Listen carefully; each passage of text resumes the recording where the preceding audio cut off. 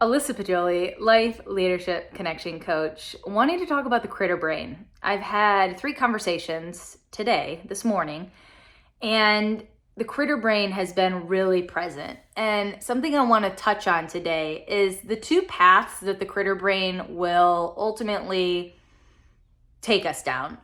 Number 1 is it's going to be really useful and clarifying. There's going to be a lot to understand from it. The second path is a very debilitating and destructive space. It keeps you in a space and prevents you from getting in action.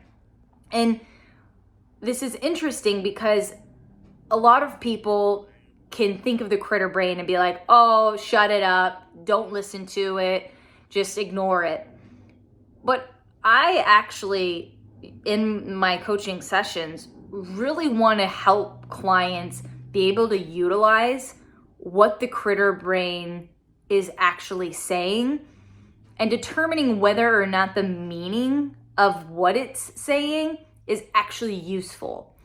Oftentimes our critter brain is coming from a space of fear, whether it's fear of inadequacy, fear of worth, fear of confidence, but it can also be wanting to create a space of safety too. A space of safety in regards to what your core values are, what your principles are, what your level of integrity is.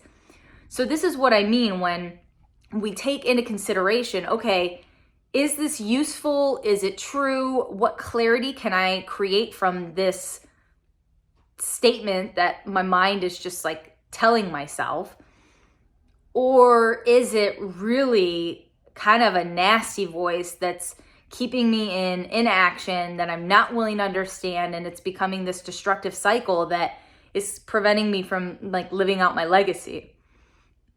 When I say listen to your critter brain, I'm not saying agree with it.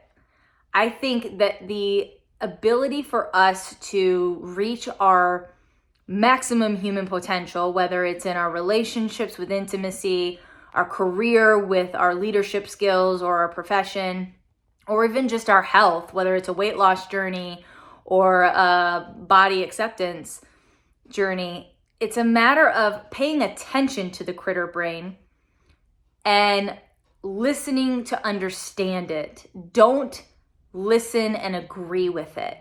So the next time someone's like, you're saying, yeah, well, I'm just like, and also before I get into this, acknowledge whether or not it's a story or not. Like, is what you're telling yourself a true statement that's like published, guaranteed, lots of data to validate it?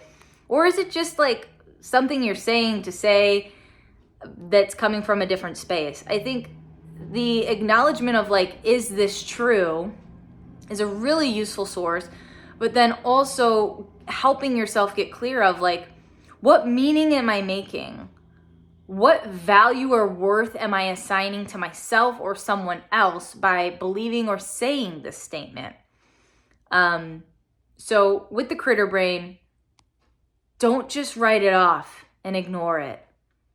Listen to understand it with curiosity, get to the meaning it's making and the root cause of where it's coming from, and allow it to be a useful, clarifying tool in your toolbox, because your mind runs your reality.